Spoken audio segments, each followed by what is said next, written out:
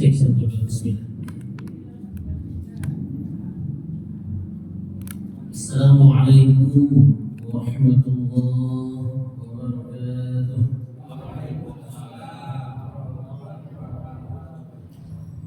Alhamdulillahirabbil alamin. Wassalatu wassalamu ala asyrafil anbiya'i wal mursalin sayyidina wa maulana Muhammadin sallallahu alaihi wasallam wa ala alihi wa ashabihi wa man tabi'ahum bi ihsan ila yaumiddin, amma ba'd. Ya ibadallah, usikum wa iyaya bittaqwallah. Ittaqullah wattaqullaha faqad fazal muttaqun.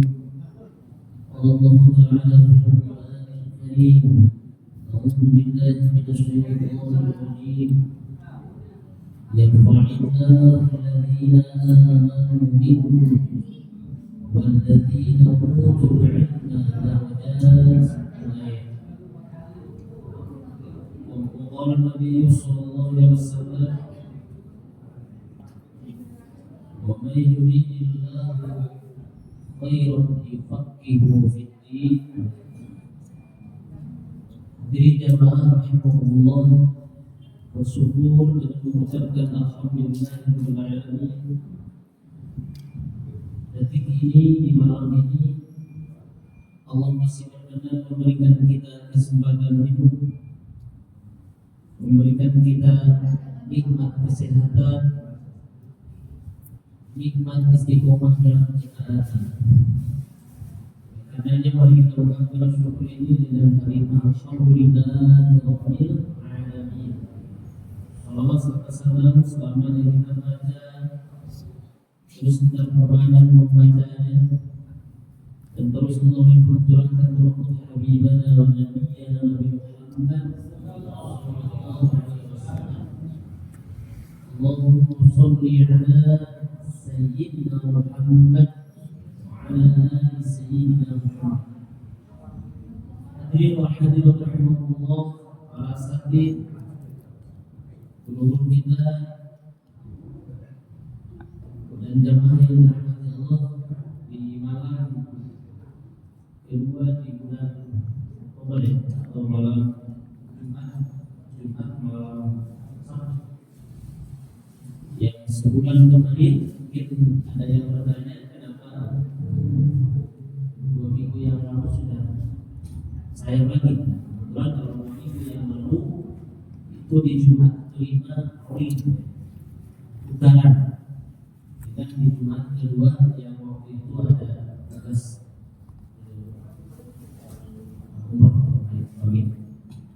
dan di bulan Oktober ini kembali ke jadwal semula di Jumat dan kedua. Hadirin yang dirahmati Allah, kita masih melanjutkan tadarus belajar hadis, membaca, berupaya memahami akan makna-maknanya, dan harapannya memberikan kita kemudahan mampu mengamalkannya. Jadi baca hadis ini mestinya dijadikan rutinitas sebagaimana Bapak Ibu membaca Al-Quran. Mengapa? Sebab sumber hukum kita yang paten, yang utama, bahkan ulama ada yang tidak memisahkannya. Ada yang memisahkannya dengan urutan 1 Al-Quran dan 2 Sunnah. Ada yang menggabungkan nomor 1 adalah Al-Quran dan Sunnah, atau Al-Quran dan hadis. Sunnah lebih luas lagi karena ada qauluhu, ada fi'luhu, wa tafsiruhu, ada ucapan, ada perbuatan, ada ketetapan. Itu sunnahnya.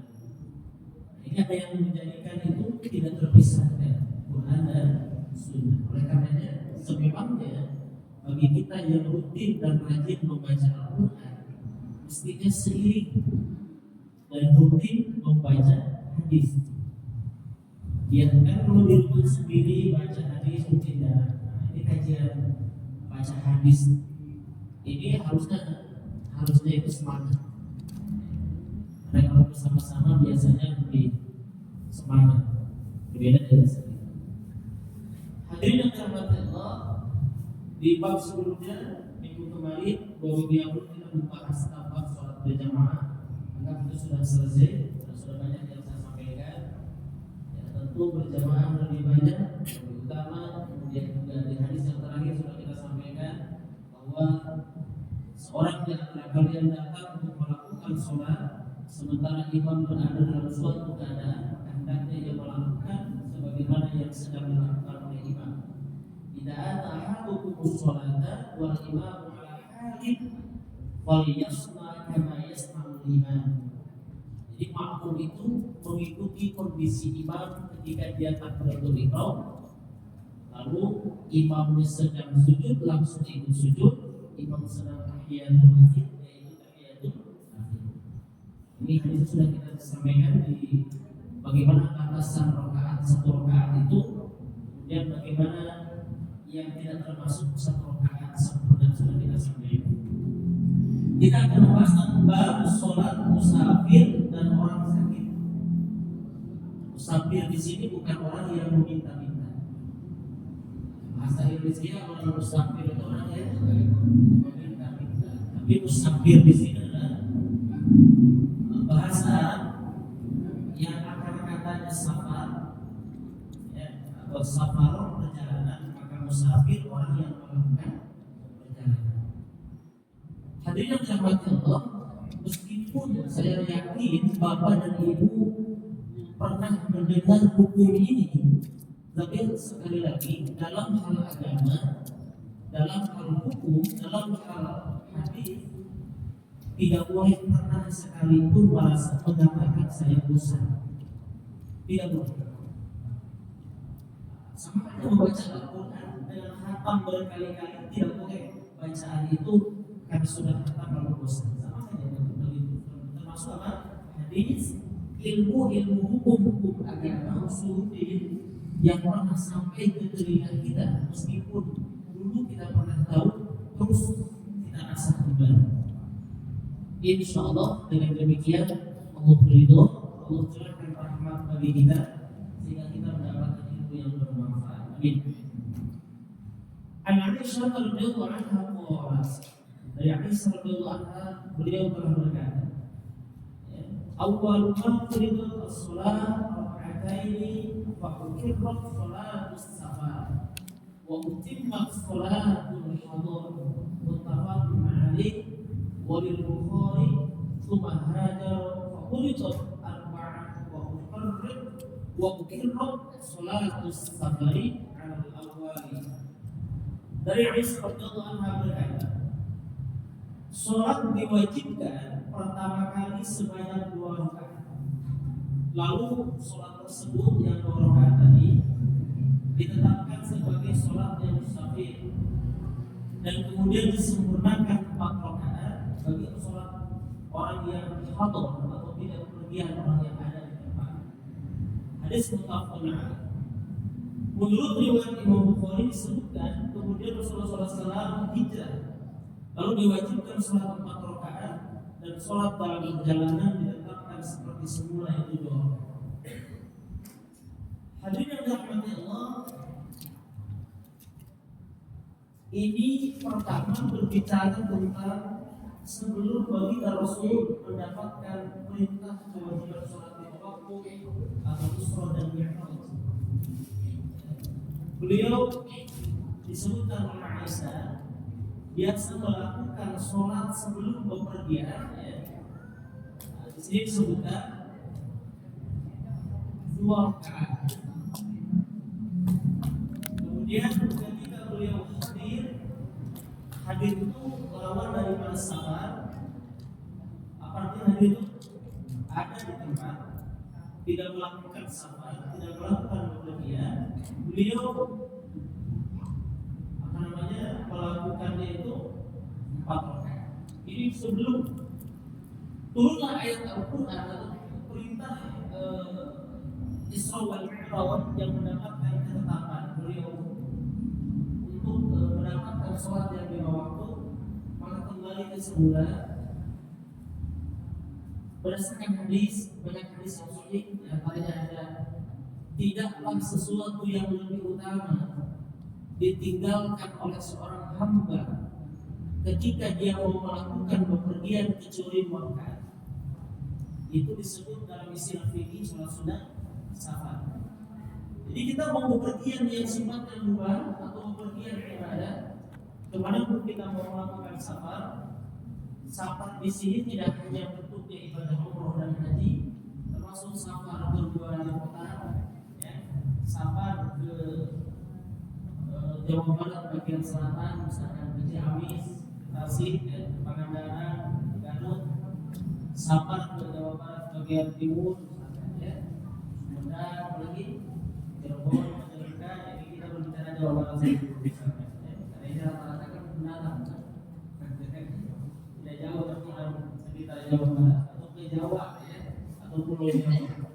Maka ada amalan sunnah bagi orang yang hendak safar, dan itu lebih utama, tidak lebih utama dari apapun yang dia tinggalkan kecuali 2 rakaat. Namanya salat sunat safar. Lalu diuraikan dalam berbagai dalil, kemudian disebut diuraikan oleh para ulama. Cara yang pertama, lakukan 2 rakaat, niatkan salat sunat safar, kemudian rakaat pertama membaca Al-Fatihah. Setelah Al-Fatihah surah Al-Kafirun. Lalu rakaat kedua membaca surah Al-Fatihah dulu.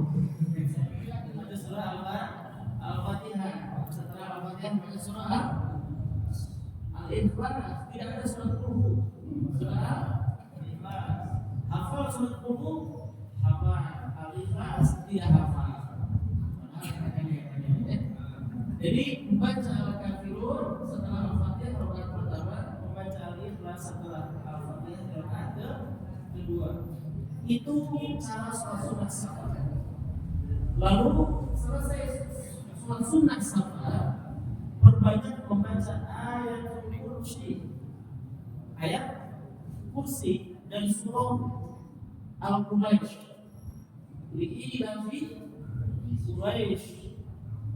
Itu jelas sunnahnya, ada dalilnya. Itu namanya sholat sunat safar. Saya kalau ditugaskan 2 jamaah selalu saya sampaikan, baik di manasik maupun di grup keberangkatan, mengingatkan sebelum berangkat tinggalkan 2 rakaat yang paling utama, atau tinggalkan sesuatu, kalau tidak ada sesuatu yang paling utama untuk ditinggalkan di rumah kecuali 2 rakaat.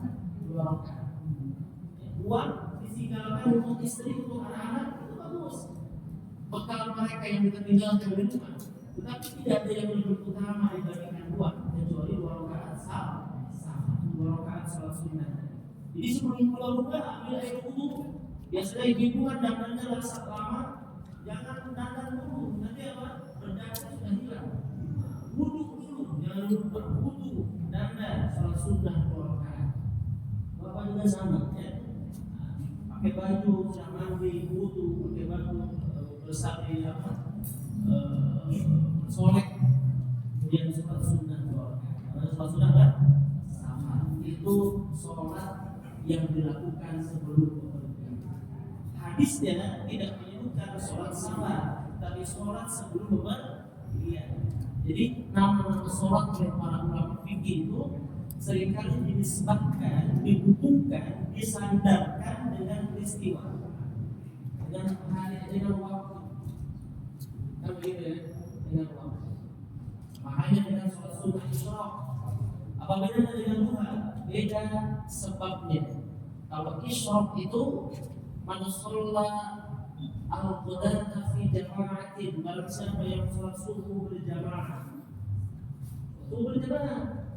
Kemudian thumma qa'ada, lalu duduk, yazkurullah, berzikir kepada Allah, tidak bergeser. Maksudnya tidak pergi duduk di tempat yang beri tempat sholatnya. Hatta tatlu'a syamsu, sampai matahari terbit. Thumma sholat raka'ataini, kemudian sholat 2 rakaat. Fakanna ka hajjatin wa umratin, seperti dia mendapatkan pahala haji dan umrah. Itu disebut sholat sunnah isyraq. Syaratnya itu. Kalau tidak begitu syaratnya, duha saja biasa namanya. Itu bedanya itu. Kalau tidak begitu syaratnya tidak terpenuhi, itu duha. Jadi nama itu dihubungkan dengan keadaan. Malam sebelum tidur dia mulai menghidupkan malam. Biasanya kan itu usianya ada orang itu yang susah tidur, susah bangun, nah itu faktor usia. Susah tidur, itu kan dia mulai pas tidur bangunnya subuh, sudah tidak bisa tahan juga apa-apa. Dia sudah dia mulai. Ada orang yang mudah tidur, mudah bangun, berarti dia tahan sebab dia bangun tidur. Sholat sunnahnya tahajud. Yang mana mudah tidur susah bangun, kamu susah gampang tidur, susah bangun. Nama kamu. Nah, lanjutkan ya. Kemudian Rasulullah SAW hijrah lalu diwajibkan sholat 4 rakaat dan sholat dalam perjalanan ditetapkan seperti semula 2 rakaat. Yang 4 rakaat itu zuhur, asyar dan isya. Zada Ahmad illa al-maghriba fa innaha witrun nahar wa illa subha fa innaha tatulu fiha al-qira'ah. Ahmad menambahkan kecuali maghrib, ya maghrib 3 rakaat karena termasuk sholat siang yang ganjil, umpamakan sholat witirnya, dan subuh karena bacaan yang dipanjangkan. Nah jadi kecuali yang 4 rakaat, jadi maghrib 3 rakaat, subuh 2 rakaat. Kadang suka terbalik, ada yang imam maghrib, kalau maghrib itu bacaannya jangan dipanjangkan, kalau subuh dipanjangkan, isya sedang. Wa Aisyah radhiyallahu anha anna nabiyya kana yaqsuru fis safari wa yutimmu wa yasumu wa yutiru rawahu ad-Daraqutni wa wa'atuhu thiqatun illa annahu ma'lul wa mahfuz an Aisyah bil fi'liha wa qalat innahu la yashukku 'alayhi akhrajahu al-Baihaqi. Dari Aisyah disebutkan bahwasanya Rasulullah SAW terkadang mengqasar sholat dalam perjalanan dan ada kalanya menyempurnakannya atau tidak mengqasar. Nah, mengqasar sholat itu bagi orang yang sabar memang madhab Syafi'i itu bentuknya bukan wajib. Ada mazhab lain yang wajib. Artinya apa? Bentuknya anjuran, sunnah, anjuran. Rasul terkadang mengqasar, terkadang tidak. Tapi harus dimaknai dengan cermat. Ketika Rasul tidak mengqasarnya, itu dalam kondisi seperti apa? Sebab ada dalil, meskipun kita sedang safar, lalu kita sampai di satu tempat tujuan, atau kita berada di tengah-tengah perjalanan mampir di satu tempat, di situ ada orang mukim, maka sebaiknya kita mengikuti sholat dengan mereka berjamaah. Nah, di saat itu, misalkan isyanya 4 rakaat ikuti, sebab mereka sebab utamanya adalah mengikuti berjamaah dengan makmum yang banyak. Yang banyak. Makmum yang 10 lebih baik daripada yang 5. Makmum yang 5 lebih baik daripada yang 2. Itu perubahan. Semakin banyak jamaahnya, semakin kita. Oke, kemudian Rasulullah SAW selain itu terkadang berpuasa dalam perjalanan dan di lain waktu tidak berpuasa. Ada hadis memang menyebutkan laisa minal birri afsyam bis safar. Tidak termasuk kategori kebaikan memaksakan untuk berpuasa dalam safar, dalam perjalanan. Dalam hal ini tentu dia wajib qadha atau puasa fardu, puasa wajib, puasa Ramadan. Dia boleh membatalkan saumnya dalam kondisi safar. Namun di hari-hari yang lain di 11 bulan itu dia wajib qadha, dia wajib mengganti puasa. Begitu ya. Kemudian ada surat Al-Qudsi di mana para perawinya dapat dipercaya, namun status ma'mur adapun yang mahfuz dari Isa adalah dari perbuatannya, dan dia berkata sungguhnya hal itu tidak berat bagiku.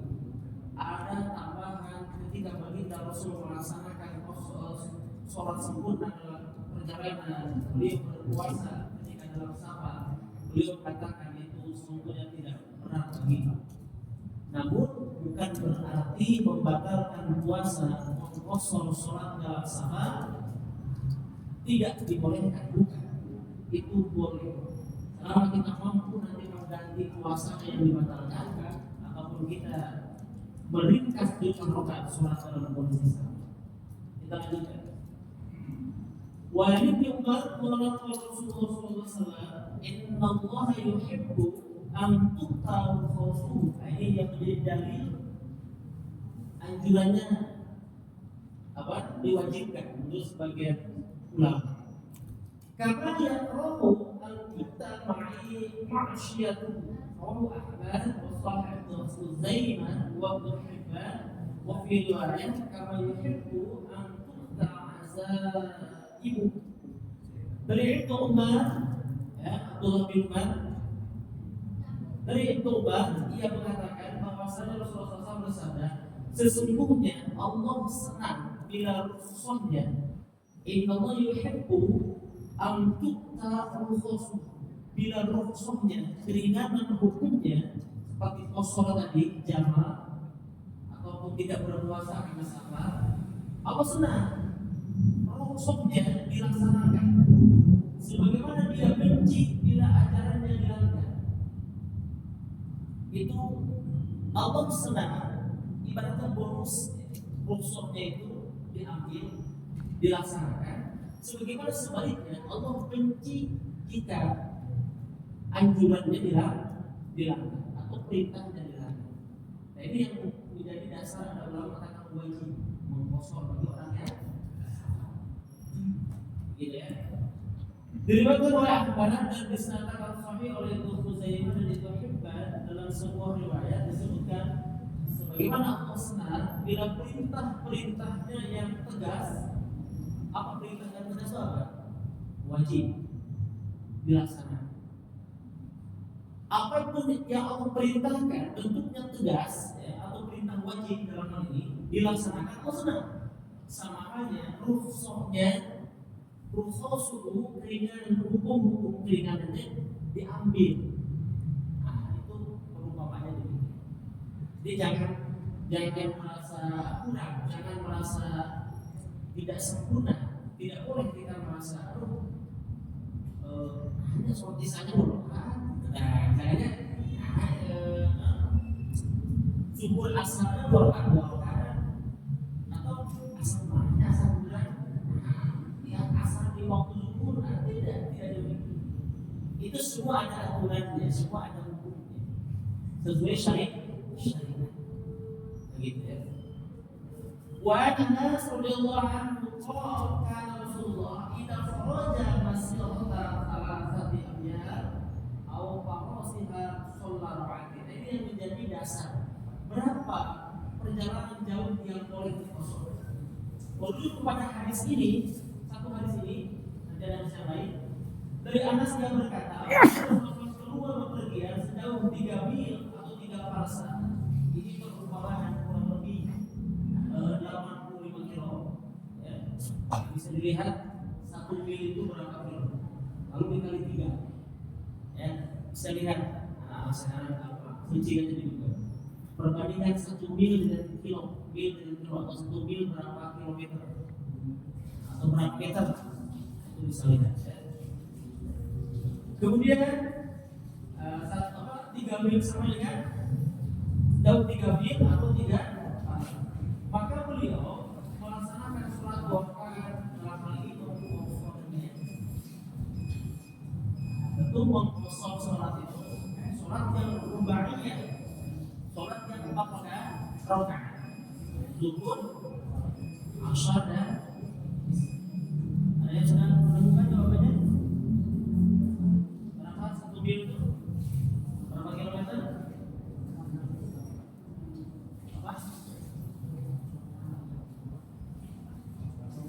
Wa anhu qala kharajna ma'a Rasulillah minal Madinah ila Makkah. Ini kata siapa? Kata Anas. Anas ini senantiasa menemani baginda Rasul. Anas ini senantiasa bepergian bersama Rasul. Mengapa? Sebab beliau membantu Rasulullah. Atau bahasa lengkapnya beliau dengan hidupnya atas keinginannya, kehendaknya diri sendiri ingin mengabdikan untuk membantu baginda Rasul. Itu Anas bin Malik. Makamnya ada di Baqi. Utsman bin Affan ada di Baqi. Fatimah Az-Zahra juga ada di Baqi. Ya. Kecuali Abu Bakar, Umar di Raudhah bersama baginda Rasul. Ali juga tidak ada di Baqi. Itu makam-makam di Baqi, insyaallah. Kalau Bapak sana itu ziarah. Minimal dari luar untuk salam. Assalamualaikum ahlal Baqi. Ahlal dia di dalam Baqi al-Ghurqad. Itu bagian daripada ziarah. Insyaallah bikum lana lahidun wa nas'alullah lana wa lakum afiyah. Itu ziarah.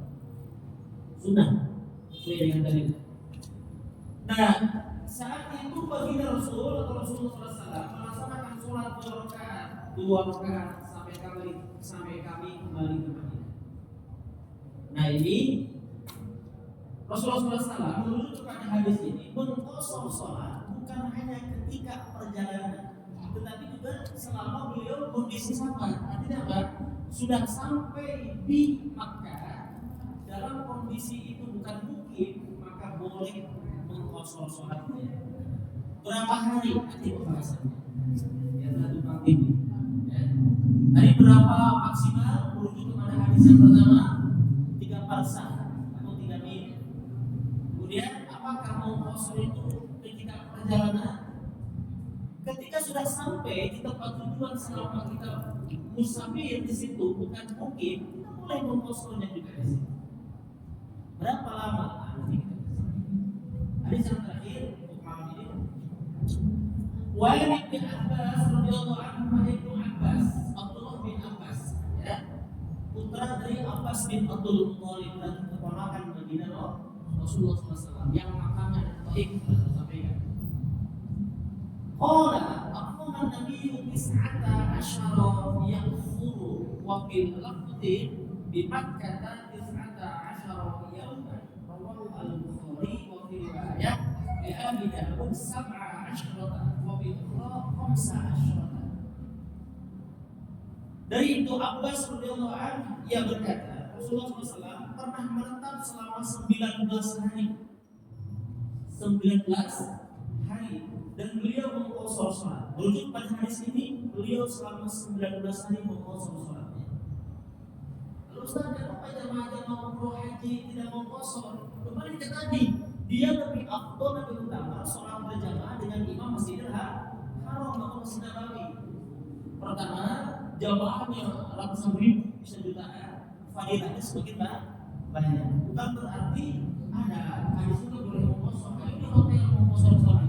Atau mana jauh-jauh ke Mekah ke Madinah dan berapa kali itu lagi setiap bulan, setiap minggu, tetap kembali ke hukum yang tadi. Ya. Namun dalam kondisi tertentu, misalkan di Mekah atau di Madinah seorang jamaah dia masih tidur, ya. Kemudian sholatnya di luar di masjid selain Masjidil Haram Mekah Madinah, itu silahkan kosong. Karena tidak berjamaah dengan Masjidil Haram Madinah, atau dia pulang sini itunya sudah main waktu zuhur sudah mau akhir, sudah niatkan dari awal zuhurnya sudah mata akhir, bisa saja. Kalau ilmunya ada, insya Allah sudah gimana? Kemudian lanjut yang barusan, dan beliau mengqashar dalam lafal lainnya disebutkan di Mekah selama 19 hari. Diriwayatkan oleh Bukhari, dan dalam sebuah riwayat milik Abu Dawud disebutkan 17 hari. Ada yang 19 hari, satu riwayat Bukhari, Abu Dawud 17 hari. Sedangkan di dalam riwayat lain disebutkan 15 hari. Ada 3 riwayat, 19 hari, 17 hari, 15 hari. Tiga-tiganya boleh. Ini merujuk pada hadis. Walau an-Imran bin Husayn 18. Menurut riwayat Bukhari dan Imran bin Husayn 18 hari. Ada Jadi selama itu boleh mengkosong sholat meskipun berada di satu tempat, sebab dia bukan mungkin Rasulullah SAW sudah hijrah dari Makkah ke Madinah. Bapak asalnya dari mana? Contoh dari mana? Dari Cirebon misalnya. Ke Bandung sudah mungkin, di Bandung Cirebon sudah bukan lagi mungkin. Ya. Ketika pulang berkunjung ke saudara ke sana ke keluarga itu sudah sabar karena bukan mungkin lagi di Cirebon. Boleh di Cirebon mengkosong menjamak, jelas? Ya.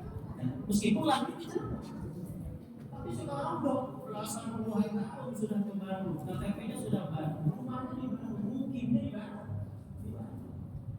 Jadi ketika pulang kampung itu kondisi sabar sebetulnya. Saya kira demikian. Nanti pembahasannya bertahap saja, karena ada setiap hadisnya bertahap, pembahasannya bertahap. Insya Allah tetap istiqomah. Sesuai dengan masjid kita, dan dengan istiqomah itu disebutkan dalam hadis ahabul a'mal ilallah, amal yang paling dicintai oleh Allah anwa'u mawa'iqomah dakwah istiqomah continue meskipun sedikit. Allahu a'lam bishawab. Subhanallahumma wa bihamdika asyhadu an la ilaha illa anta astaghfiruka wa atubu ilaik. اللهم انفعنا بما علمتنا وعلمنا ما ينفعنا وزدنا علما. الحمد لله على كل حال ونعوذ بالله من كل حال تحت النار. ربنا آتنا في الدنيا حسنة وفي الآخرة حسنة وقنا عذاب النار. صلى الله على سيدنا محمد وعلى آله وصحبه وبارك وسلم والحمد لله.